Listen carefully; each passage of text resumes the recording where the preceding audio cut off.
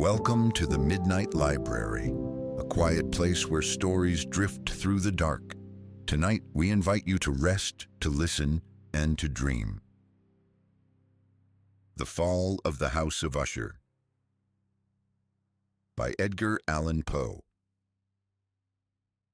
It was a dark and soundless day near the end of the year, and clouds were hanging low in the heavens. All day I had been riding on horseback through country with little life or beauty, and in the early evening I came within view of the House of Usher.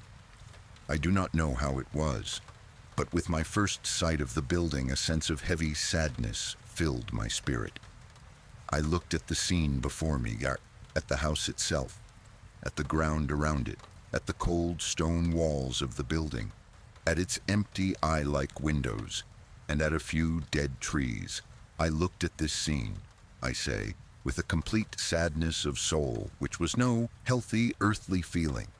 There was a coldness, a sickening of the heart, in which I could discover nothing to lighten the weight I felt. What was it, I asked myself? What was it that was so fearful, so frightening in my view of the House of Usher?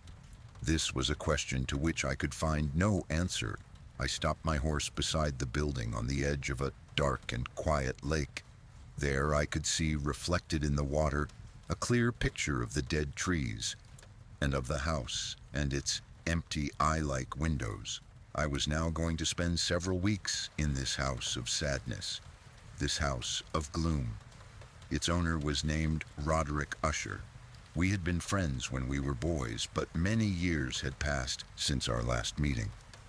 A letter from him had reached me, a wild letter which demanded that I reply by coming to see him.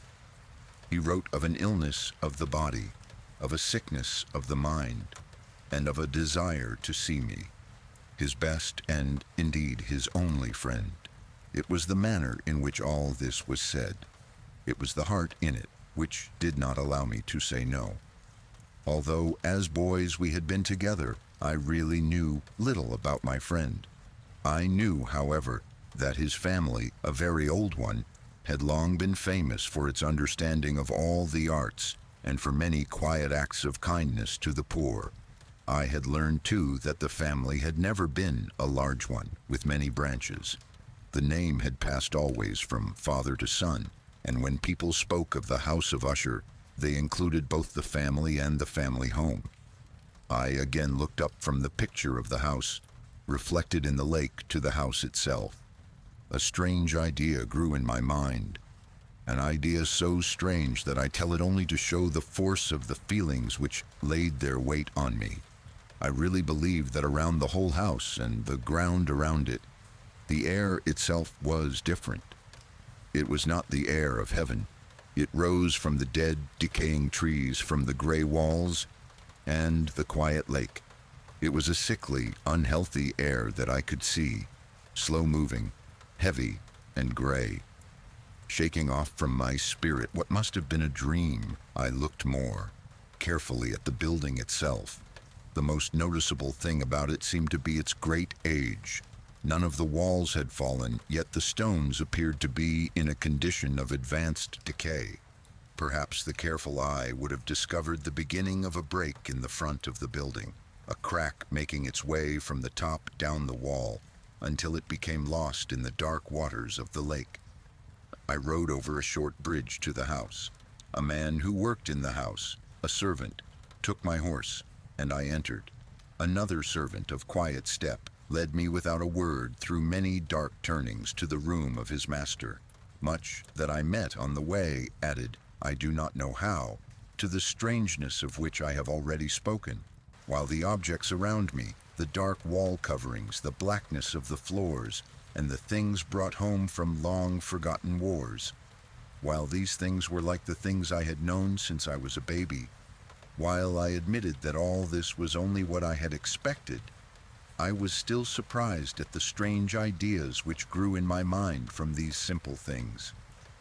The room I came into was very large and high. The windows were high and pointed at the top, and so far above the black floor that they were quite out of reach. Only a little light, red in color, made its way through the glass and served to lighten the nearer and larger objects. My eyes, however, tried and failed to see into the far, high corners of the room. Dark coverings hung upon the walls. The many chairs and tables had been used for a long, long time. Books lay around the room, but could give it no sense of life. I felt sadness hanging over everything. No escape from this deep, cold gloom seemed possible. As I entered the room, Usher stood up from where he had been lying and met me with a warmth which at first I could not believe was real. A look, however, at his face told me that every word he spoke was true. We sat down, and for some moments while he said nothing, I looked at him with a feeling of sad surprise. Surely no man had ever before changed as Roderick Usher had. Could this be the friend of my early years? It is true that his face had always been unusual. He had gray-white skin, eyes large and full of light, lips not bright in color but of a beautiful shape, a well-shaped nose, hair of great softness, a face that was not easy to forget. And now the increase in this strangeness of his face had caused so great a change that I almost did not know him. The horrible white of his skin and the strange light in his eyes surprised me and even made me afraid. His hair had been allowed to grow, and in its softness it did not fall around his face, but seemed to lie upon the air. I could not, even with an effort, see in my friend the appearance of a simple human being.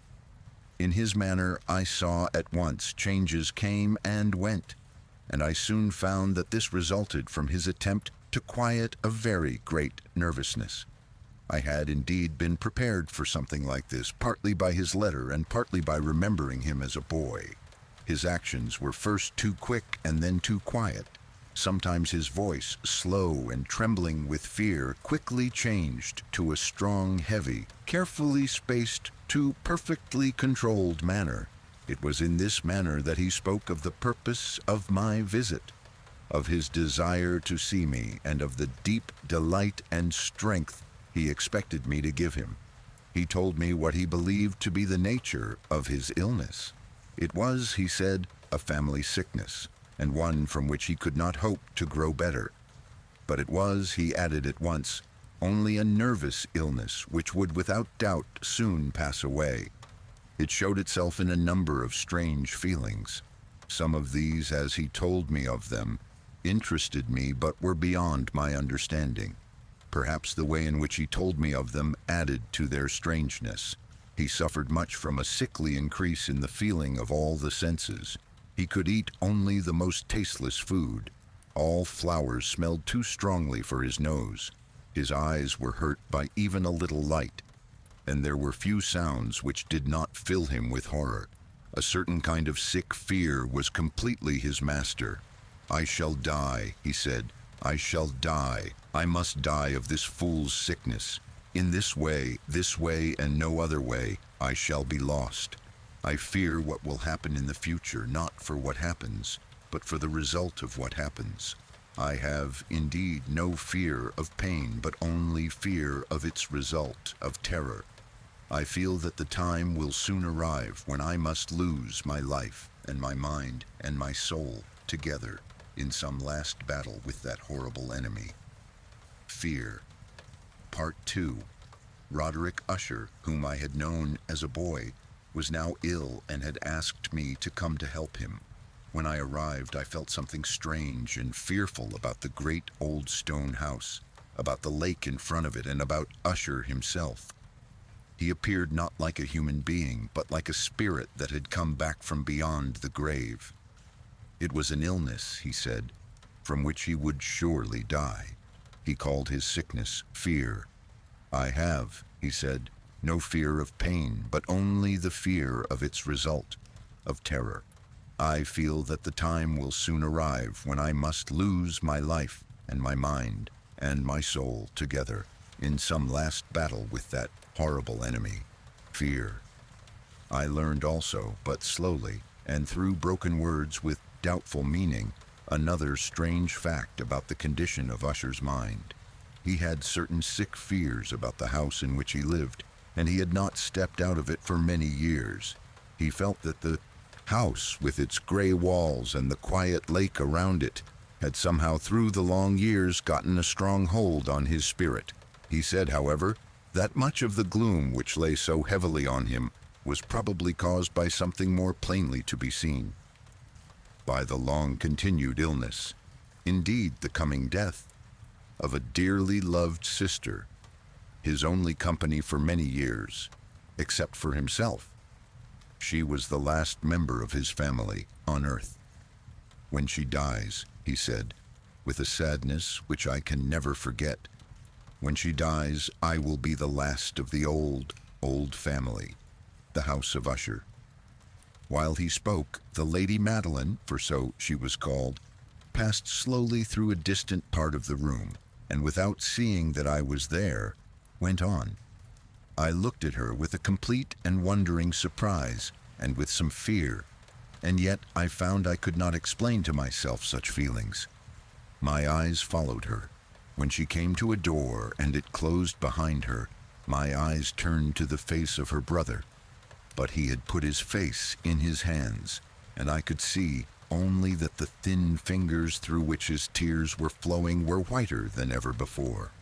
The illness of the Lady Madeline had long been beyond the help of her doctors. She seemed to care about nothing.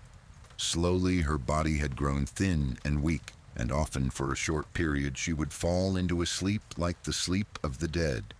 So far she had not been forced to stay in bed. But by the evening of the day I arrived at the house. The power of her destroyer, as her brother told me that night, was too strong for her. I learned that my one sight of her would probably be the last I would have, that the lady, at least while living, would be seen by me no more. For several days following, her name was not spoken by either Usher or myself, and during this period I was busy with efforts to lift my friend out of his sadness and gloom. We painted and read together, or listened, as if in a dream, to the wild music he played. And so, as a warmer and more loving friendship grew between us, I saw more clearly the uselessness of all attempts to bring happiness to a mind from which only darkness came, spreading upon all objects in the world its never-ending gloom. I shall always remember the hours I spent with the master of the House of Usher, yet I would fail in any attempt to give an idea of the true character of the things we did together. There was a strange light over everything. The paintings which he made me tremble, though I know not why. To tell of them is beyond the power of written words. If ever a man painted an idea, that man was Roderick Usher. For me, at least, there came out of his pictures a sense of fear and wonder. One of these pictures may be told, although weakly, in words. It showed the inside of a room where the dead might be placed, with low walls, white and plain. It seemed to be very deep under the earth. There was no door, no window, and no light or fire burned. Yet a river of light flowed through it, filling it with a horrible, ghastly brightness. I have spoken of that sickly condition of the senses, which made most music painful for Usher to hear. The notes he could listen to with pleasure were very few. It was this fact, perhaps, that made the music he played so different from most music. But the wild beauty of his playing could not be explained. The words of one of his songs, called "The Haunted Palace," I have easily remembered. In it, I thought I saw, and for the first time, that Usher knew very well that his mind was weakening. This song told of a great house where a king lived, a palace in a green valley where all was light and color and beauty, and the air was sweet. In the palace were 2 bright windows through which people in that happy valley could hear music and could see smiling ghosts, spirits, moving around the king. The palace door was of the richest materials, in red and white. Through it came other spirits whose only duty was to sing in their beautiful voices about how wise their king was. But a dark change came. The song continued, and now those who enter the valley see through the windows. In a red light, shapes that move to broken music, while through the door, now colorless, a ghastly river of ghosts, laughing but no longer smiling, rushes out forever. Our talk of this song led to another strange idea in Usher's mind. He believed that plants could feel and think, and not only plants, but rocks and water as well. He believed that the gray stones of his house, and the small plants growing on the stones, and the decaying trees, had a power over him that made him what he was. Our books, the books which for years had fed the sick man's mind, were, as might be supposed, of this same wild character. Some of these books Usher sat and studied for hours. His chief delight was found in reading one very old book, written for some forgotten church, telling of the watch over the dead. At last, one evening, he told me that the Lady Madeline was alive no more. He said he was going to keep her body for a time in one of the many vaults inside the walls of the building. The worldly reason he gave for this was one with which I felt I had to agree. He had decided to do this because of the nature of her illness, because of the strange interest and questions of her doctors, and because of the great distance to the graveyard where members of his family were placed in the earth. We too carried her body to its resting place. The vault in which we placed it was small and dark, and in ages past it must have seen strange and bloody scenes. It lay deep below that part of the building where I myself slept. The thick door was of iron, and because of its great weight, made a loud, hard sound when it was opened and closed. As we placed the Lady Madeline in this room of horror, I saw for the first time the great likeness between brother and sister, and Usher told me then that they were twins. They had been born on the same day. For that reason, the understanding between them had always been great, and the tie that held them together very strong. We looked down at the dead face one last time, and I was filled with wonder. As she lay there, the Lady Madeline looked not dead, but asleep, still soft and warm, though to the touch cold as the stones around us. Part 3. I was visiting an old friend of mine, Roderick Usher, in his old stone house, his palace, where a feeling of death hung on the air. I saw how fear was pressing on his heart and mind. Now his only sister, the Lady Madeline, had died, and we had put her body in its resting place, in a room inside the cold walls of the palace, a damp, dark vault, a fearful place. As we looked down upon her face, I saw that there was a strong likeness between the two. Indeed, said Usher, we were born on the same day, and the tie between us has always been strong.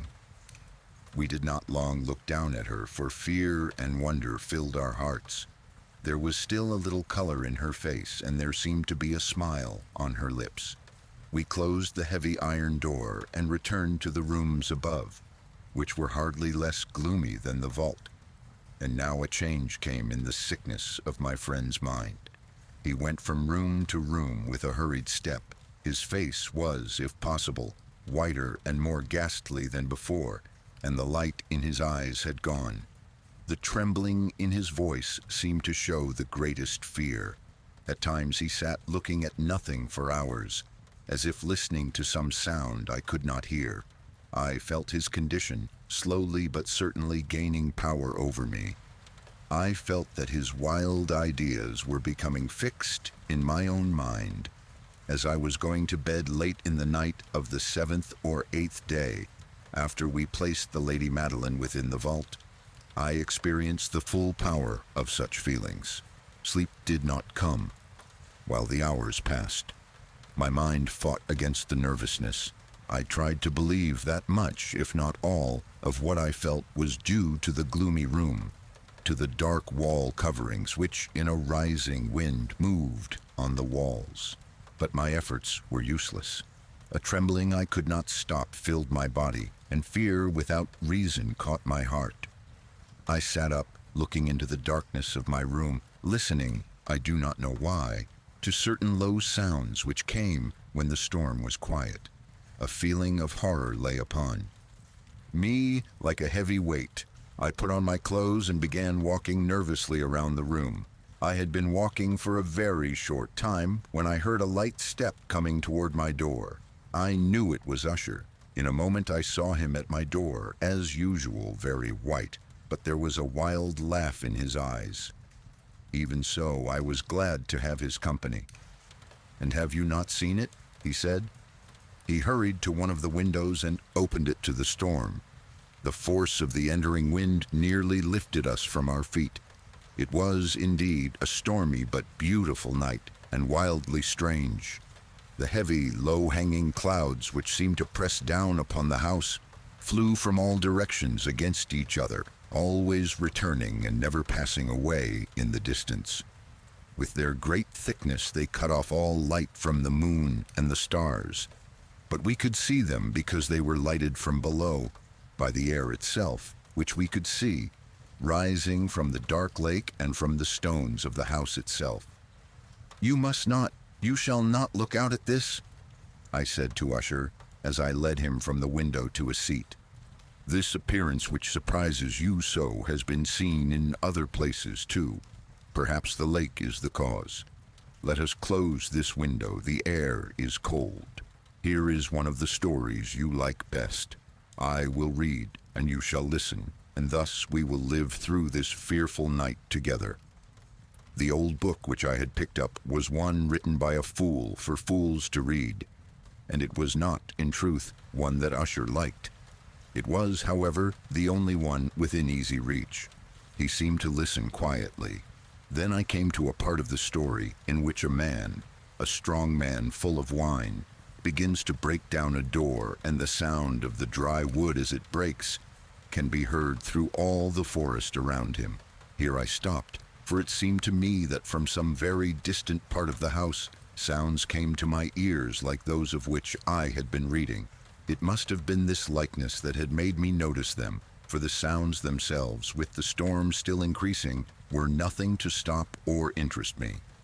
I continued the story, and read how the man, now entering through the broken door, discovers a strange and terrible animal, of the kind so often found in these old stories. He strikes it, and it falls, with such a cry that he has to close his ears with his hands. Here again I stopped. There could be no doubt. This time I did hear a distant sound, very much like the cry of the animal in the story. I tried to control myself so that my friend would see nothing of what I felt. I was not certain that he had heard the sound, although he had clearly changed in some way. He had slowly moved his chair so that I could not see him well. I did see that his lips were moving as if he were speaking to himself. His head had dropped forward, but I knew he was not asleep, for his eyes were open and he was moving his body from side to side. I began reading again and quickly came to a part of the story where a heavy piece of iron falls on a stone floor with a ringing sound. These words had just passed my lips when I heard clearly, but from far away, a loud ringing sound, as if something of iron had indeed fallen heavily upon a stone floor, or as if an iron door had closed. I lost control of myself completely and jumped up from my chair. Usher still sat, moving a little from side to side. His eyes were turned to the floor. I rushed to his chair. As I placed my hand on his shoulder, I felt that his whole body was trembling. A sickly smile touched his lips. He spoke in a low, quick, and nervous voice, as if he did not know I was there. "Yes," he said, "I heard it. Many minutes, many hours, many days have I heard it, but I did not dare to speak. We have put her living in the vault. Did I not say that my senses were too strong? I heard her first movements many days ago, yet I did not dare to speak. And now that story, but the sounds were hers. Oh, where shall I run? She is coming to ask why I put her there too soon. I hear her footsteps on the stairs. I hear the heavy beating of her heart." Here he jumped up and cried as if he were giving up his soul. "I tell you, she now stands at the door." The great door to which he was pointing now slowly opened. It was the work of the rushing wind, perhaps, But no, outside that door a shape did stand, the tall figure in its grave clothes of the Lady Madeline of Usher. There was blood upon her white dress, and the signs of her terrible efforts to escape were upon every part of her thin form.